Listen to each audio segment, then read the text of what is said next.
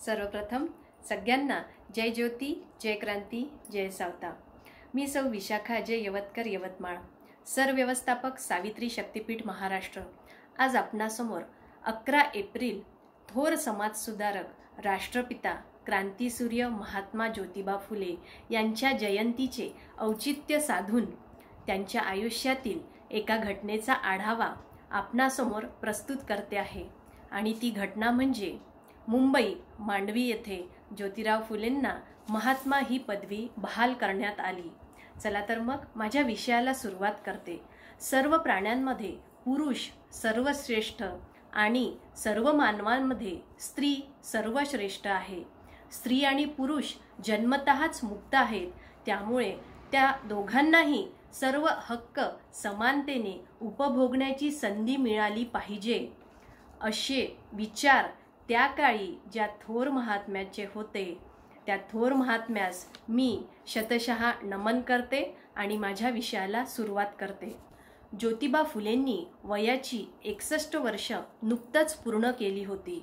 6 महिन्यांपूर्वी त्यांना अर्धांगवायूचा सौम्य झटका येऊन गेला होता।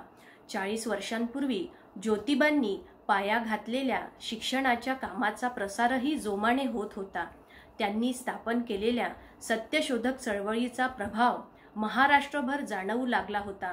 अशातच सत्यशोधक चळवळीतल्या त्यांच्या खंद्या सहकाऱ्यांनी ज्योतिबांविषयी कृतज्ञता व्यक्त करण्यासाठी एक सोहळा आयोजित करण्याचं ठरवलं। त्यासाठी भायखळ्याच्या मांडवी कोळीवाड्यातलं रघुनाथ महाराज सभागृह ठरवण्यात आलं। हा सोहळा आयोजित करण्यासाठी सत्यशोधक चळवळीचे नेते, भारतीय कामगार चळवळीचे जनक राव बहादूर नारायण मेघाजी लोखंडे व राव बहादूर वाडेकर यांनी पुढाकार घेतला होता। त्या काळी अशा प्रकारचा सत्कार सोहळा होणं ही अगदी पहिलीच घटना होती, कारण त्यावेळी आपल्यातल्याच तथाकथित उच्च जाती आणि धर्मातील विद्वानांचाच सत्कार करण्याची प्रथा प्रचलित होती। फुल्यांची चळवळ खऱ्या अर्थी ही समानतेची होती, म्हणून अशा पहिल्या वहिल्या सत्कार सोहळ्यात सर्व जाती धर्मातील लोक उपस्थित राहिले। मुंबईतील काही प्रतिष्ठित व्यक्तींना देखील आमंत्रण देण्यात आले होते। ब्रिटिश सरकारकडून किंवा धर्मशास्त्र्यांकडून सत्कार मूर्तींना रावसाहेब, राव बहादूर, महाउपाध्याय अशा प्रकारच्या पदव्या दिल्या जात। त्यामुळे सत्कार सोहळ्यात ज्योतिबांना काय पदवी द्यावी याविषयी त्यांच्या सहकाऱ्यांमध्ये विचारविनिमय झाला असावा। समाजातल्या तळागाळातील लोकांसाठी लढणारा लोकनेता म्हणून फुल्यांची ओळख होती।